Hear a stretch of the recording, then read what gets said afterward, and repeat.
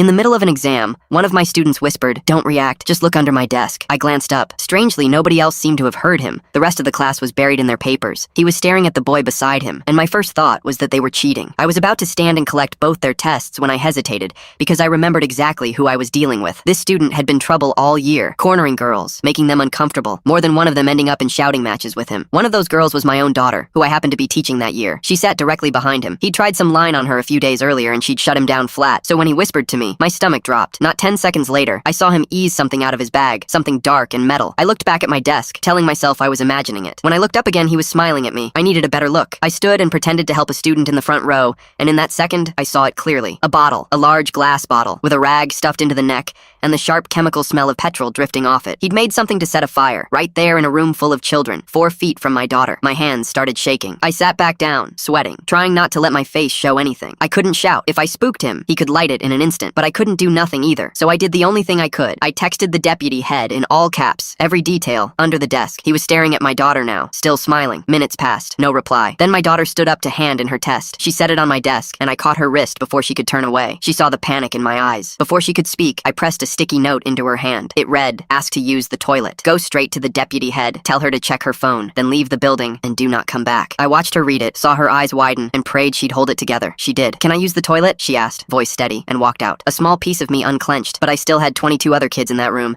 and no idea if help was actually coming. Then a knock at the door. Every head turned. The deputy head stepped in, calm as anything, chatting to the class like it was a normal day. She drifted over to his desk. "Could you step into the hall with me a moment? Bring your bag." I saw him tense. "Why?" "I'm doing my test." His hand moved toward the bottle, and I stopped breathing. "Your mom's here to collect you early," she said lightly. He didn't believe it. I could see it, but he had no real choice. He stood, one hand still on the bag. He walked toward the door, then stopped. In one motion, he swung the bag off his shoulder and reached inside. The whole room froze. I screamed, "No!" and threw myself out of my chair toward my daughter's empty seat, toward him, toward anything. But hands were already on him. 2 officers who'd been waiting in the corridor pinned him against the wall before he could get the bottle out or reach for a lighter. The deputy head had read my text, cleared the nearest rooms, and called the police the second she understood. They'd been standing just out of sight the entire time she was talking. They got the bottle, the rag, the lighter from his pocket, everything. No fire, no one hurt. My daughter was already safe across the road at a neighbor's, exactly where the note had sent her. When I finally got to her after it was over, she just held on to me and wouldn't let go, and I realized I was shaking harder than she was. I've replayed that hour 100 times. What still gets me isn't the fear. It's that a quiet warning from the seat beside him, one boy brave enough to whisper, is the reason I saw it in time. He could have said nothing. He said something, and that made all the difference.